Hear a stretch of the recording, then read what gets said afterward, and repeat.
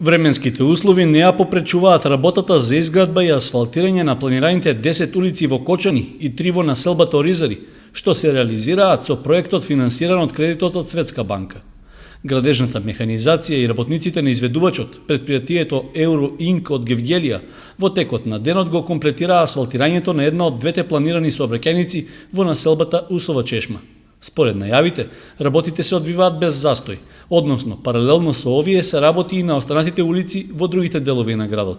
Моментално се наоѓаме на улицата 15 Македонски корпус.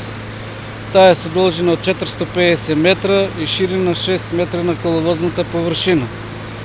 Во исто време сега моментално ја асфалтираме еден крак помеѓу Бел Камен и 1 мај улицата. Таму ја работиме со Стоименов доел со средства од буџетот на општина Кочани.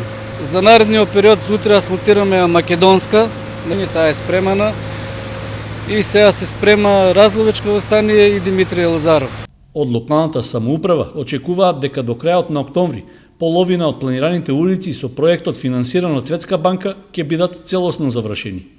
Асфалтирањето на кракот меѓу улиците Бел Камен и 1 мај пак беше долгогодишно барање на граѓаните кои живеат во овој дел од градот. Се работи за делница долга 36 метри, што со години чекаше да биде довршена. Таа беше во лоша состојба, ископана од водата што се слеваше по неа, а за жителите беше најкратка врска кон регионалниот патен правец Кочани Пониква.